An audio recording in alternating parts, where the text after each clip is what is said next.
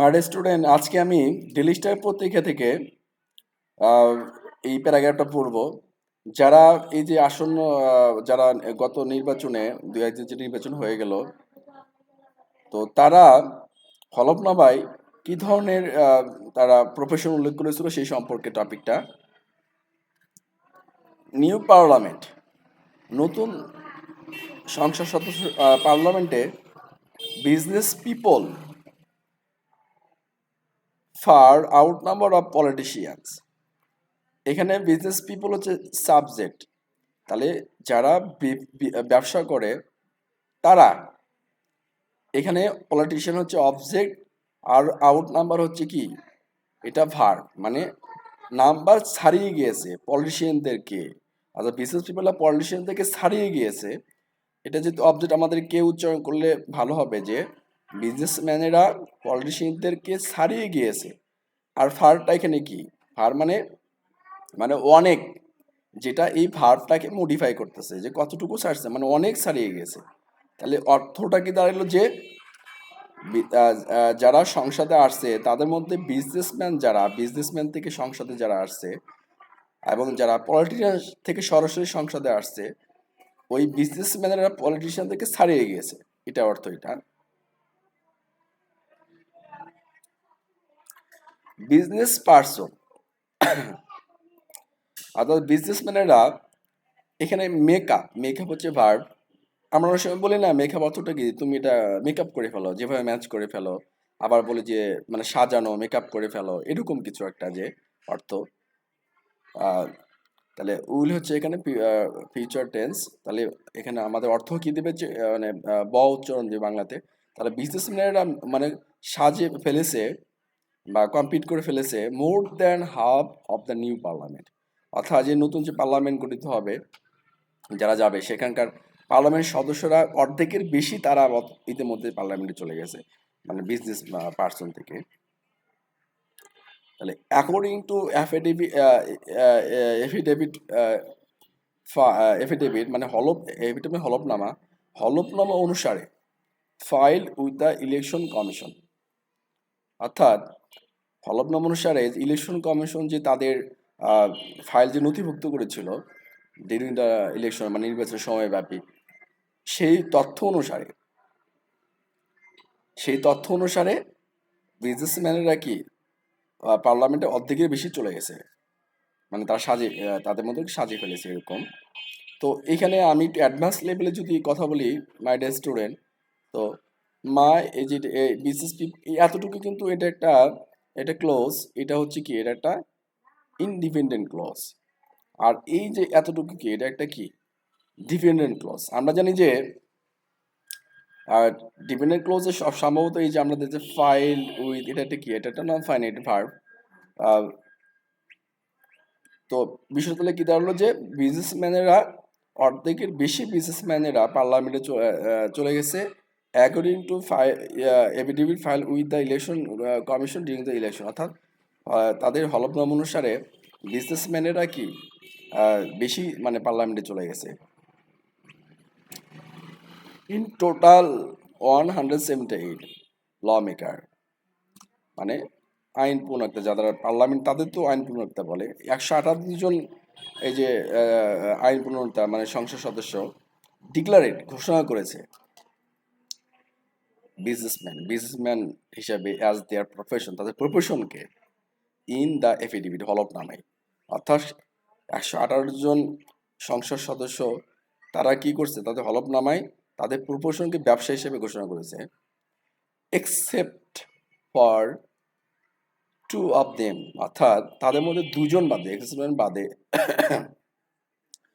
Who did not declare their income. মানে এখানে হু বলতে কারা, এই যে 118 জন যে তাদেরকে বুঝাইতেছে, যে তাদের মধ্যে যারা ঘোষণা করেনি ডিক্লেয়ার দেয়ার ইনকাম, তাদের মধ্যে 118 জনের মধ্যে কি, যারা তাদের ইনকাম ঘোষণা করেনি, the average annual income of this lawmaker is, অর্থাৎ কি বলছে এই লাইনটা আমি একটু পড়ি, যে দুজন বাদে তারা এই যে 118 জনের ভিতরে দুজন তারা ইনকাম ঘোষণা করেনি, the average annual income of this lawmaker, এই যে 118 জন অর্থাৎ দুজন বাদে, তাহলে তারা তাদের বার্ষিক ইনকাম কত টাকা? 1 crore, মানে 1 কোটি টাকা ঘোষণা করেছে। এটা দ্য সেকেন্ড লার্জেস্ট গ্রুপ। তাহলে প্রথমটা হচ্ছে, এটা হচ্ছে ফার্স্ট গ্রুপ ছিল, বিজনেসম্যানের ফার্স্ট গ্রুপ। আর এটা দেখতে পাচ্ছি second largest group is lawyer. অর্থাৎ লয়ার মানে কি? যারা আইন নিয়ে পড়াশোনা করছে। এই এই গ্রুপটা হচ্ছে দ্বিতীয় গ্রুপ, মানে সংখ্যার দিক থেকে। উইথ 4 ইলেক্টেড টু পার্লামেন্ট, অর্থাৎ এই যে যারা আইন নিয়ে পড়াশোনা করছে, যাদের প্রফেশনটা আইন, তারা হচ্ছে সেকেন্ড গ্রুপে পড়ছে সবচেয়ে বড় গ্রুপ হিসেবে। তাদের মধ্যে 40 জন পার্লামেন্টে চলে গেছে। Their average annual income is 26 point lakh. তাদের বার্ষিক গড় ইনকাম কত টাকা? 26 লাখ টাকা।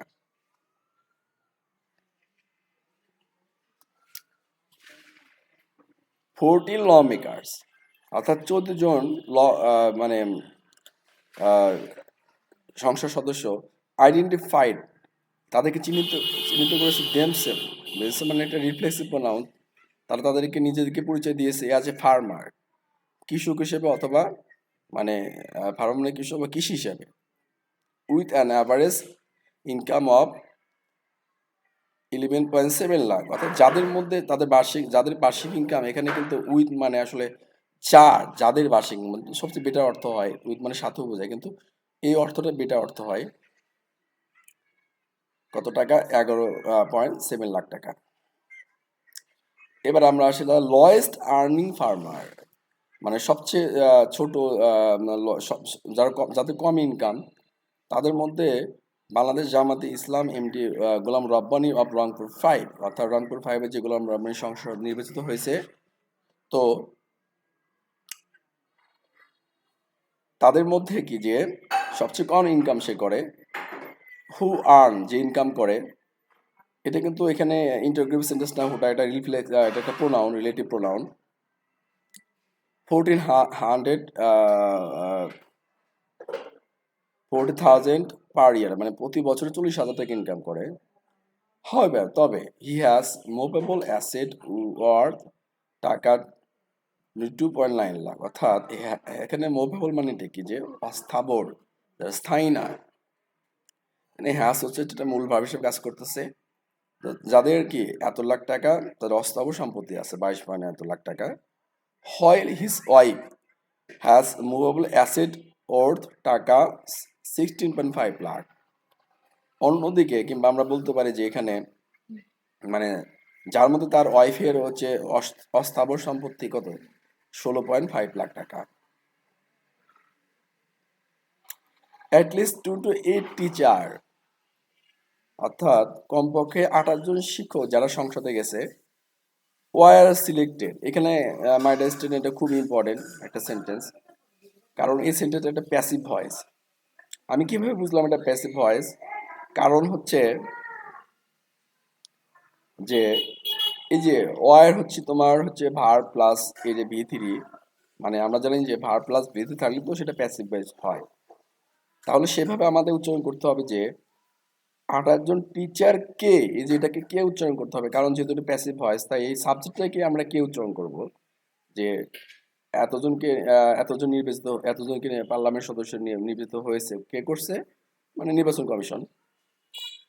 অল বাট 4 অফ দেম, অর্থাৎ অল বাট মানে বাদে, 4 জন বাদে, তাদের মধ্যে 4 জন বাদে ফ্রম জামাত, এই 28 জনের মধ্যে 4 জন বাদে জামাত থেকে এসেছে। অনলি 9 পিপল, অর্থাৎ 9 জন আইডেন্টিফাইড মানে শনাক্ত করা, দেমসেল তারা নিজে শনাক্ত করেছে। দেমসেল মানে এটা একটা রিফ্লেক্সিভ প্রোনাউন, তাদের নিজেদেরকে শনাক্ত করেছে অ্যাজ এ পলিটিশিয়ান, মানে রাজনীতি ব্যক্তি হিসাবে। ধন্যবাদ সবাইকে।